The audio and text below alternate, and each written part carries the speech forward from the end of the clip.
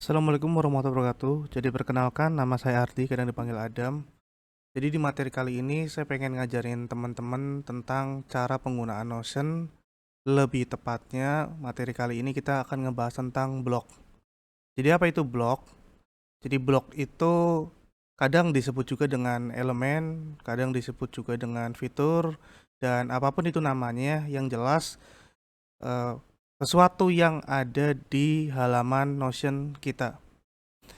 Contohnya misalkan gini, ini kan ada tanda kayak strip kayak gini, ini namanya apa, terus ini ada tanda yang seperti ini juga namanya apa, jadi kita bakal bahas lebih dalam.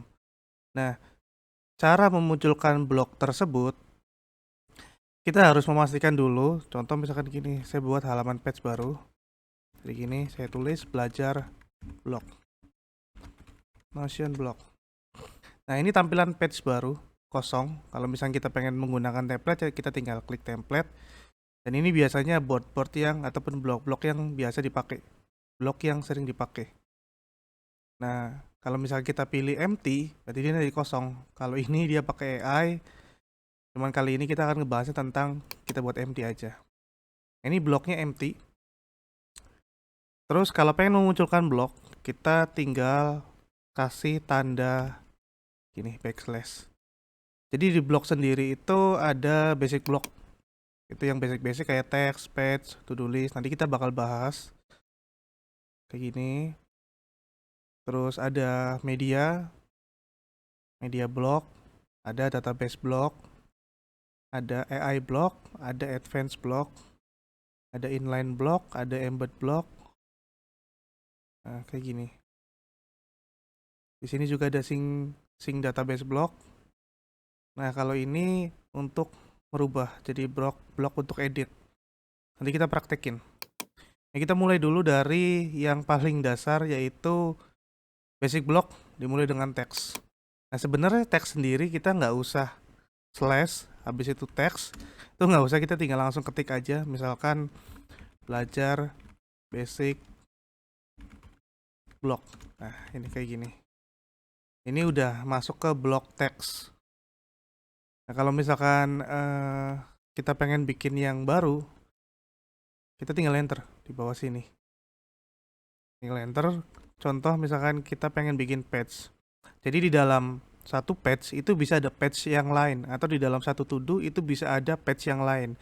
Di dalam satu page itu bisa ada to do lagi, dan itu bisa terus-terusan tergantung kedalamannya teman-teman, kebutuhannya seperti apa. Cuman kalau saya sendiri sih pengennya semakin sedikit kedalamannya itu semakin lebih baik, karena kalau misalkan makin dalam kita juga susah untuk memahami isi dari si page tersebut. Contoh misalkan saya bikin page ya, jadi ini blok untuk page. Kalau kita deketin, ini juga ada tulisannya, ada keterangannya, embed a sub page inside this page. Jadi kita nambahin page ya di dalam page ini. Jadi kita sebutnya dengan sub page. Contoh kayak gini. Ini page. Tuh. Ini contohnya. Ini bloknya. Kita pakainya blok page. Kalau kita mau pengen empty, kita tinggal empty aja. Nah, terus kalau misalkan di dalam sini pengen ada page lagi misalkan, ya kita tinggal slash page. Nah, tipsnya biar lebih gampang, kita tinggal ketik aja page. Tuh, nanti dia bakal nampilin sesuai dengan ketikan kita. Page misalkan. Contoh kayak gini. Blog sub page kayak gini. Terus gimana kalau misalkan pengen kembali? Nah, kita di sini ada breadcrumb-nya, ada kedalamannya, kita tinggal klik ke sini. Kalau kita klik ke sini, kita juga balik lagi ke sini. Nah, ini yang disebut dengan page. Jadi dalam page itu bisa ada teks dan bisa ada semuanya. Sekarang kita lanjut ke to-do list. Nah, to-do list ini fungsinya untuk bikin checklist. Contohnya misalkan kita bikin kayak gini misalkan. Misalkan apa itu blog misalkan. Terus kalau misalnya kita pengen bikin di bawah lagi, kalau kita enter dia bakal mengikuti blok di atasnya. Contoh kayak gini tuh. Kayak gini. Kalau kita checklist, ya ini ke checklist tuh. Dan dia bakal silang. Kalau misalkan dibilang manfaatnya buat apa, ya ketika kita ada beberapa tugas gitu tuh, terus kita pengen mendokumentasikan tugas tersebut dengan checklist. Ya, kita bisa pakai yang namanya ini tadi, to-do list. Nah, kita lanjut ke heading. Nah, fungsi heading itu buat judul, title, ataupun memperjelas sebuah informasi ataupun teksnya. Contoh misalkan ini heading, kita ketik kayak gini. Nah, bedanya kalau heading, dia ketika di enter dia nggak jadi heading lagi, tapi dia balik lagi jadi teks. Nah, misalkan ini heading 1, kita sebutnya heading 1. Atau kadang saya nyebutnya H1. Terus kalau kita pengen lebih kecil, kita bisa pakai heading 2 misalkan. Tuh. Penggunanya buat apa? Contoh misalkan kita lagi bikin sebuah tulisan, ceritanya tuh. Kita lagi bikin tulisan tentang wisata yang ada di Cirebon. Berarti kan contohnya kayak gini. Kita mulai dengan heading dulu. Heading 1, wisata terbaik di Cirebon misalkan. Nah, tentu kan di dalamnya itu ada teks ya, misalkan. Misalkan di sini Cirebon adalah sebuah kota yang terletak di dekat garis pantai misalkan. Berikut ini adalah daftar wisata terbaik di Cirebon. Nah, kalau misalkan kita ketiknya menggunakan blok teks lagi, nggak ada masalah kalau emang itu paragraf kedua. Tapi ketika itu nyebutin sebuah lokasi, biasanya ya kita turun ke heading 2. Misalkan di sininya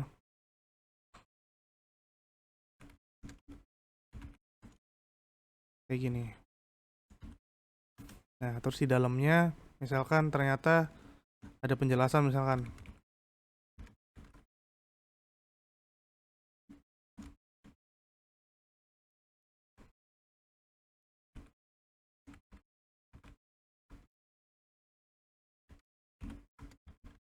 Nah,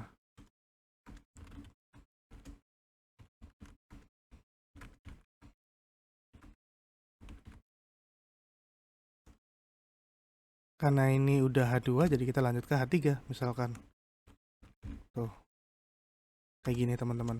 Jadi ini sebenarnya cuman fitur yang disediakan udah umum banget kan, ini bentuknya bentuk penulisan dan teman-teman pasti sudah paham tentang penulisan ini. Cuman saya pengen ngasih tahu bahwa fitur itu ada di sini. Jadi kalau misalkan kita tadi pengen H3 ya kita lanjutin dengan H. Kalau kita pengen lebih cepat ya kita misalkan gini H3. Nah, langsung dia heading 3. Tuh. Balik lagi ini fungsinya untuk bikin penulisan ataupun emang kita pengen ngerapiin sebuah isi dari to-do kita ataupun page kita kayak gini. Kita lanjut ya ke tabel. Nah, ini sama aja kayak teman-teman bikin tabel di spreadsheet, cuman di sini ada perbedaan teman-teman. Jadi di tabel yang ini kita nggak bisa masukin rumus, kita juga nggak bisa masukin penjumlahan yang lainnya. Jadi ini tabel standar aja. Kalau misalkan tabel kayak gini biasanya ada di Google Doc gitu tuh. Kita mau bikin judulnya, nah ini tampilannya itu bisa di option ya. Ini bisa di resize sesuai dengan lebarnya. Atau misalkan di sini nomor. Terus di sininya nama. Di sininya alamat misalkan. Di sininya misalkan gender. Nah, kita tinggal isi aja di sini.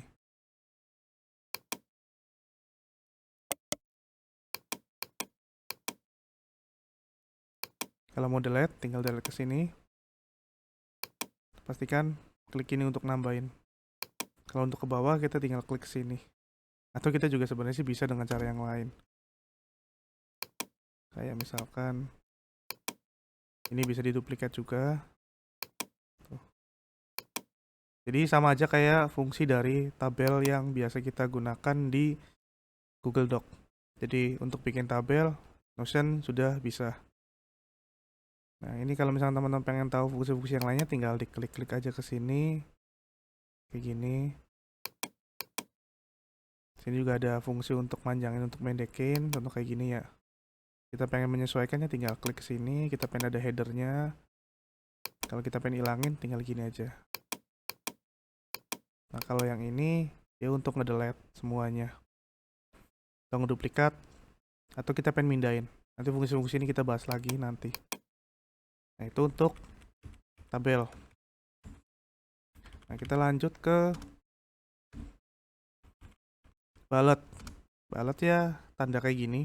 Biasanya dipakai untuk ketika dalam sebuah penulisan, misalkan beberapa alasan tim tidak mencapai goal, kan kurangnya edukasi, minimnya pendampingan, dan seterusnya. Ini bullet itu bisa dipakai ya, balik lagi kalau kita klik ke sini ini bakal nongolin optionnya ya kayak gini. Ini bullet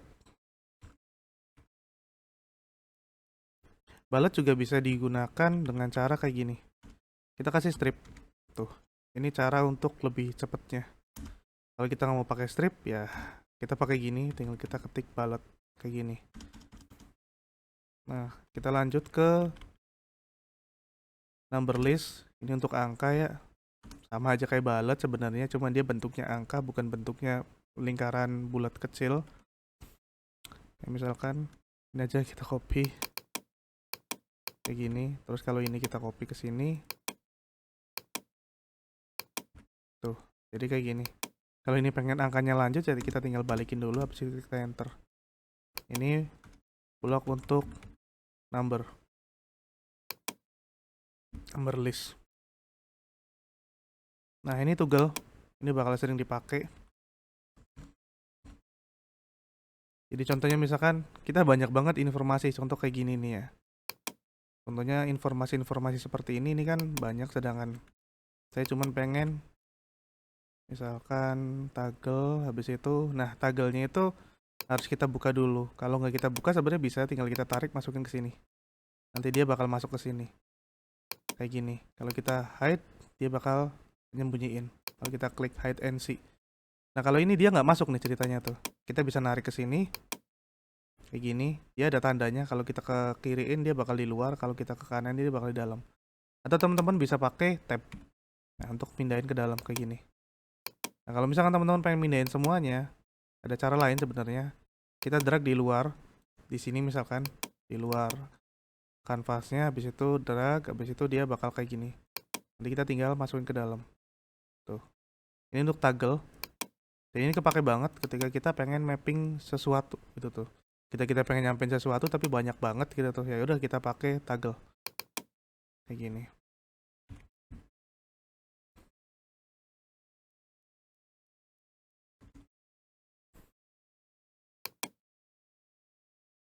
Ini salah satu blok yang sering dipakai, itu toggle.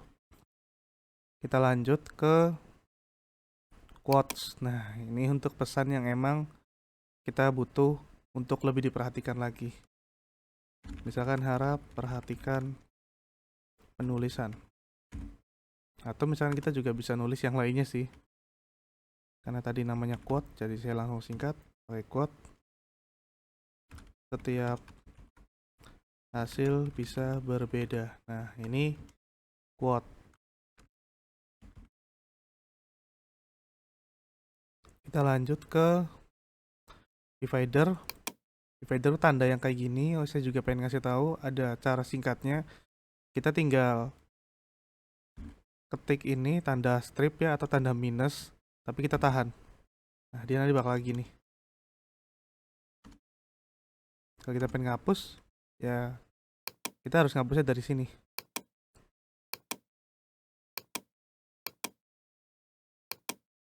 Kayak gini. Atau kita ketiknya beberapa kali, 1, 2, 3 tuh. Dia bakal jadi divider. Divider kadang dipakai untuk pemisah. Kita lanjut ke blok selanjutnya, ada yang namanya link to page. Jadi ini buat bikin link sebenarnya, tapi masuknya ke page bukan link keluar ya. Jadi masuk ke page yang lain. Contohnya belajar Notion, nanti dia bakal jadi shortcut kayak gini. Dan teman-teman juga bisa menggunakan dengan cara lain.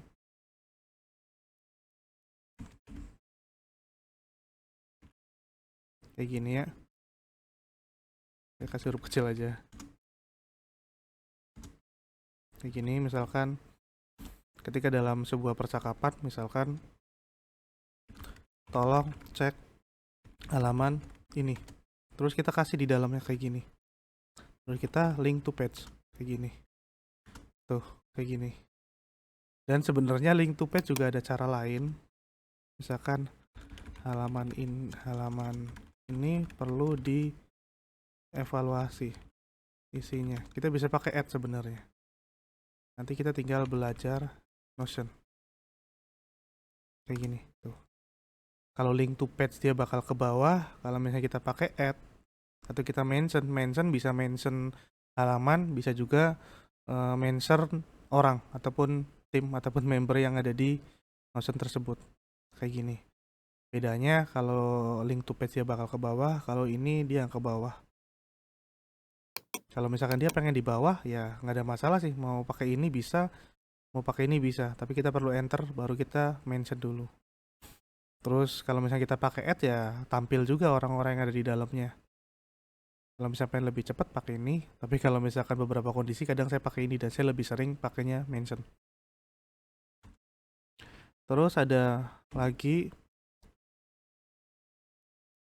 call out. Ini hampir sama dengan quotes ya, yang tadi. Ini kayak gini. Cuman bedanya dia bentuknya kayak gini dan bisa diganti ikonnya.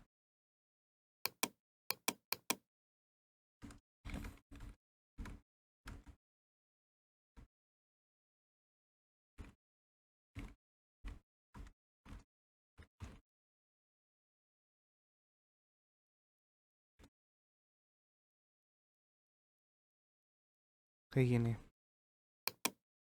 Ini call out.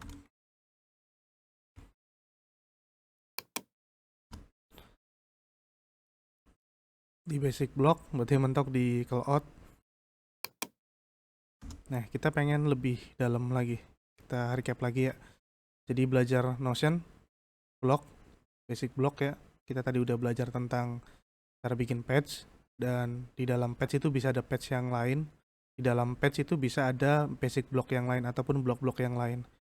Dan kita juga bisa bikin checklist kayak gini. Jadi buat pengingat kita atau reminder, kita juga bisa bikin heading, tulisan yang lebih gede. Kita juga bisa bikin H2, kita juga bisa bikin H3. Dan ini bermanfaat banget ketika kita bikin dokumen di dalam Notion. Jadi untuk beberapa hal yang bentuknya brainstorming, saat ini saya sendiri sudah menggunakan Notion jadinya. Beberapa catatan-catatan saya, contoh misalkan saya belajar apa, sudah menggunakan Notion. Terus ini juga penting karena kadang kita butuh penulisan. Terkadang pengetahuan seseorang ditentukan dari tulisannya, termasuk kerapihannya. Ini table, nanti kita bakal bahas yang lebih advance lagi. Ini tablenya, table biasa. Dan ini jarang banget saya pakai karena ada fitur yang lain. Nanti kita bakal bahas, ada yang namanya database inline. Ini bullet, ini bakal sering dipakai karena ini dasar dari penulisan kan biasanya ada bullet, ada numbering. Ini yang paling dipakai banget kalau di basic block, Google. Karena kalau kita menulis informasi itu secara semua gitu tuh nggak kita Google ya banyak banget. Dan kita ketika pengen butuh sesuatu, kita harus nyari dari atas ke bawah. Padahal kita bisa simplifikasi yaitu dengan Google. Quote jarang dipakai tapi ini juga bagus, penting. Yang kedua setelah Google itu saya lebih suka menggunakan ini link to page tapi dengan metodenya metode pakai mention, pakai add. Divider juga sering dipakai untuk misahin biar lebih rapi aja sih. Terus call out juga kadang dipakai kalau misalkan ada beberapa informasi yang ternyata perlu highlight atau perlu lebih diperhatikan. Itu pakai call out. Nah, jadi sekian dari materi Notion Basic Block. Nanti kita bakal lanjut ke materi yang lainnya.